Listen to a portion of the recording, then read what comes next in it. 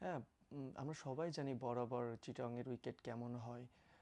Batting friendly হয়ে থাকে, তো বলারদের জন্য একটু ডিফিকাল্টি থাকে, মানে বলারদের সবসময় ম্যাক্সিমাম টাইমই টাফ সিচুয়েশন ফেস করতে হয়। আপনি গতকালকের ম্যাচ দেখলেই বুঝতে পারবেন যে আমরাও কতটা টাফ সিচুয়েশন হ্যান্ডেল করছি আর কি, অ্যাজ এ বলার ইউনিট।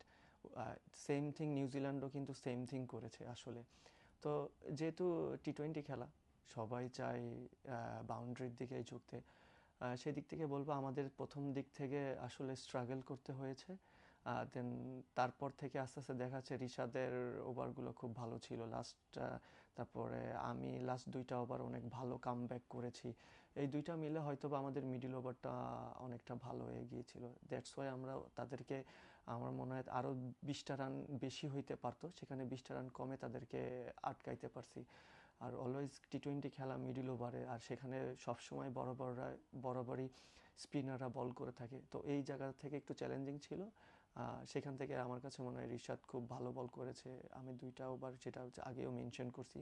হ্যাঁ, ওভারঅল উইকেট উইকেট যদি আমরা রিড করে থাকি, তা ওভারঅল দিক থেকে আমরা নিউজিল্যান্ড থেকে বেটার বোলিং করেছি। না, স্পিনার ইউনিট আপনি যদি লাস্ট 1 ইয়ার বা 1.5 ইয়ার দেখেন, স্পিনাররা যথেষ্ট ডমিনেটিং পারফরমেন্স করে আসছে। ইভেন আপনার ওভারসিজ কান্ট্রিতেগুলো কিন্তু স্পিনাররা ডমিনেট করেছে। সে রিশাদ, আমি, নাসুম, এনিওয়ান যেই খেলছে আর কি। তো আমার কাছে মনে হয় স্পিনারদের রোল একটা বড় ভূমিকায় পালন করে সবসময়।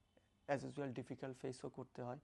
তো এই সিরিজটাও সেম থিং, যেই খেলুক আসলে সবাই, যেহেতু এখনও আমাদের নাসুম আছে, আমি আছি, রিশাদ আছে, কেউ না কেউ ইনশাল্লাহ মাশাল্লাহ ভালো করতেছে।